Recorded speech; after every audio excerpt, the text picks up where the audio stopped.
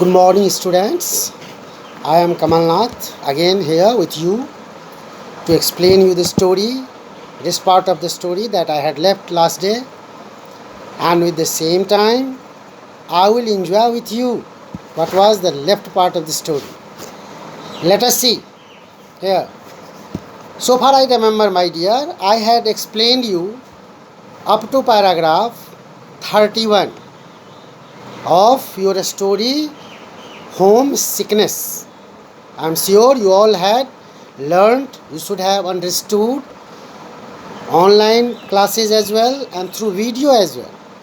I explained line wise and you must have enjoyed something, a story, an event, something that is very similar happening day to day in your life, in the life of teenager students, one who feels sickness. And you have seen here the narrator who had actually enacted, who created a drama, who pretended himself a sufferer from appendix in the hostel in boarding school. And as he had planned, show the matron of the hostel and the doctor, after examining him, they did not want to take any kind of risk. They telephoned, the headmaster of the school telephoned his mother, and he was informed by matron that his mother was coming to take him, to fetch him to home. Listening this news, the narrator exhibited the same kind of seriousness.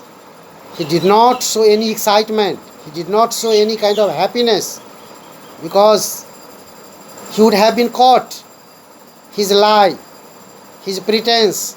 And that's why he showed the same seriousness, that he was feeling pain, and internally he was so happy. Let me repeat once again para 31, which I had already explained you last day. Recapitulating that one, here I didn't answer her when the matron gave him the message that the headmaster had telephoned his mother and she was coming to take him that afternoon. Listening this, he was just really quite serious. He listened that one. He didn't answer. I just lay there trying to look very ill. He again really acted that he was very serious. He was feeling pain. He was a sufferer. So he lay on the bed and looked very serious, very ill. But my heart was singing out. The narrator is telling me his heart was singing out. He was feeling so happy, so excited, so thrilling. His mother was now coming. His plan succeeded, but he made the plan to go back home. And he was happy with all sorts of wonderful songs of praise and joy. His just mind was full of happiness. His heart was in fact here just singing song. And his really soul was in fact dancing with the joy. See the kind of sickness, homesickness that the narrator was feeling. I was taken home. Let us see now what happens when he returns back home, and when their medical checkup is done, what is found, what is done to him. Let us see. I was taken home across the Bristol channel, and I felt so wonderful at being away from the school that I was nearly forgot I was meant to be ill. He forgot everything now. When he was traveling through Bristol Channel, across the Bristol Channel, just he was very happy. And he forgot all what had happened to him in the hostel. That afternoon, I had a session with Dr. Dunbar in Cardiff, and I tried the same tricks all over again. Then he met.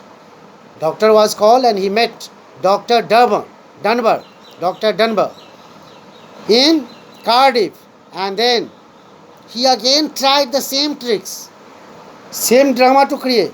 Means he pretended himself that he was suffering, he had a pain, he was suffering from appendix once again.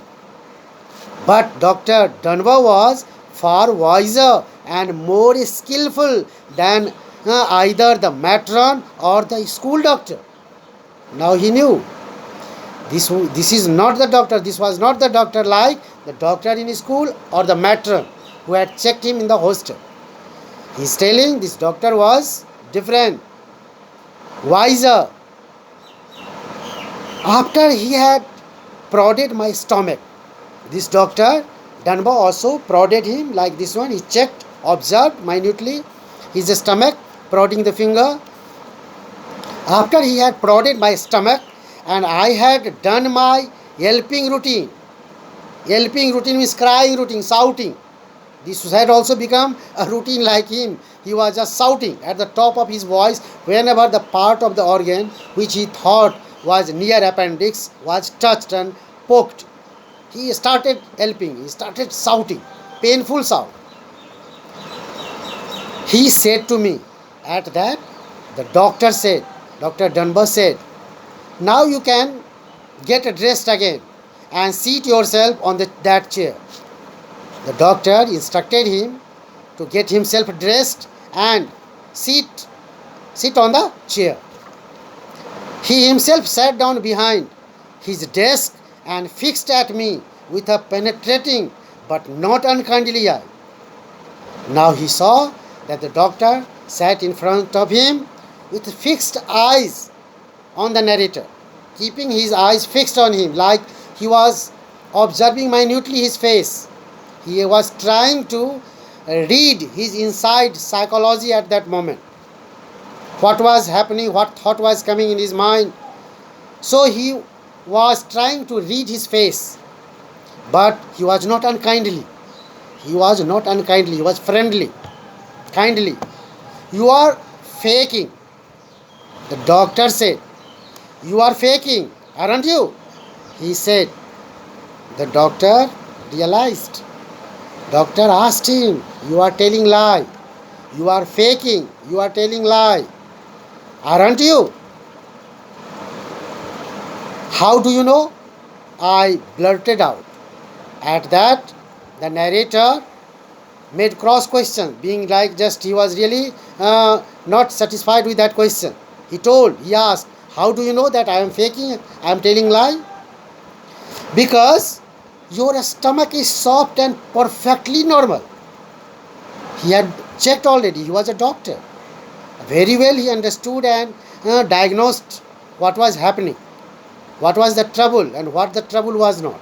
So he told that his stomach was soft and perfectly normal. That means the narrator was telling lie. The way he was acting that he was suffering from pain or appendix was not true. The doctor said, the doctor answered, if you had had an inflammation down there, the stomach would have been hard and rigid.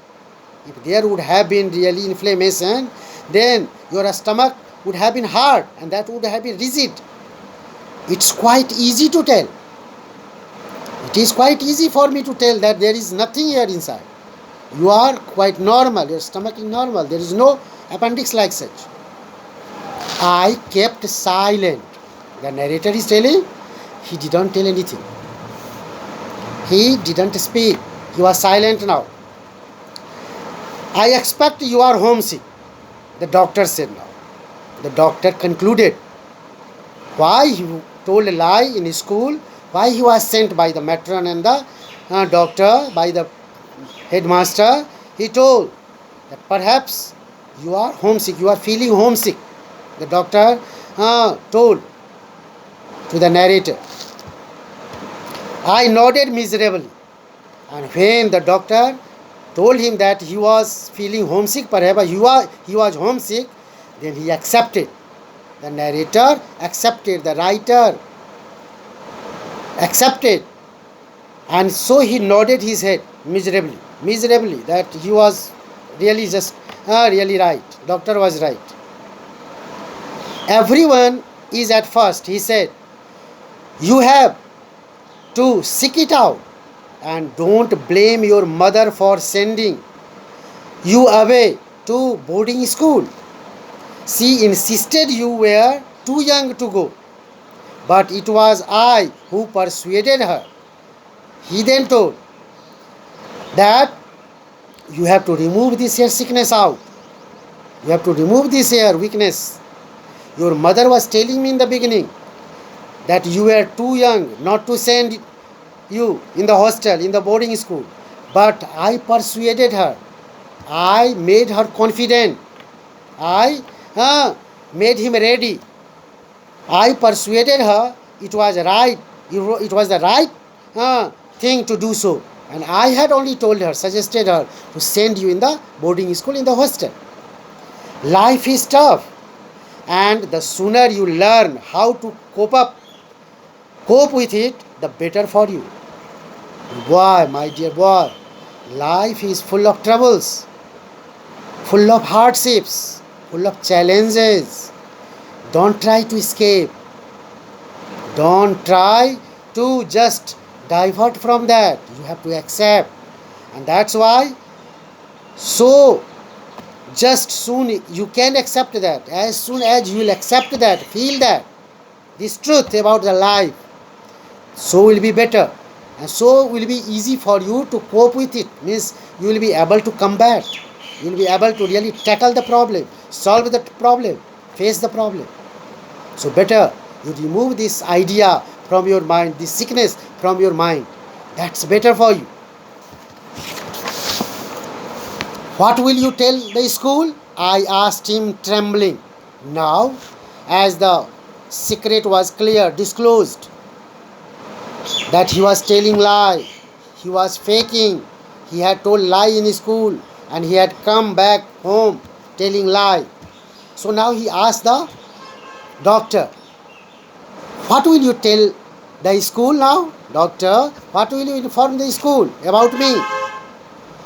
I will say you had a very severe infection of the stomach. The doctor assured that he will not inform the school that he was faking, he was telling lie. He told that he would inform the school that the narrator was suffering from severe infection, serious infection, which I am curing with pills. And he told that I would tell the school that I have given him pills, medicines, and that will cure this infection. He answered smiling. The doctor answered the narrator smiling that he should not worry. He was not going to tell school that the narrator had told a lie to matron or the doctor. It will mean that you must stay home for 3 more days. That means you may now stay only 3 more days here. But promise me, you promise, you won't try anything like this again. Again, you will not repeat this kind of activity you have done this time. You will not pretend something like that again in school, so that they will be forced or compelled to send you back, and they will call your mother. Not at all. You don't repeat this activity again. Your mother has enough on her hands. Your mother has so many things to do, so many works to do. She is responsible for several works without having to rush over to fetch you out of school, except to go to school and bring to home here again. This is not the only work that she has to do. She has so many other work to perform. So please mind, promise that you will not do. I promise, I said. The narrator then said the doctor, I promise, I will never do it again. And he said that he was not going to repeat this kind of activity again in his life. In this way, he assured me. So this was an interesting story, students. You have seen here, you have heard, because all the 3 videos that I have made for you to to complete this story will give you complete and perfect idea about the homesickness, about the different kind of sicknesses you are feeling. You are making pretense all the time when you don't want to go to school, you want to stay at home. So here was one example, very close to your life, close to your activity, and in this way you must have learnt a lesson that life is full of challenges, life is full of troubles, life is full of hardship, not bed of roses, not only full of joy, not of only charms. So we have to accept all the aspects of life and we have to combat it nicely here, and then only you can cope with it and you can combat it, you can overcome with it, and you can enjoy your life. You can learn many things in your life, and that can add to your skill how you can really adjust, accommodate in any circumstances, in any difficult situations, wherever you go in your life. So this was what the story I have finished, and rest part that is related to exercise we shall discuss in next year, week, in next periods. Thank you very much being with me, learning all the things so nicely, listening to me. Thank you, student. Thank you very much.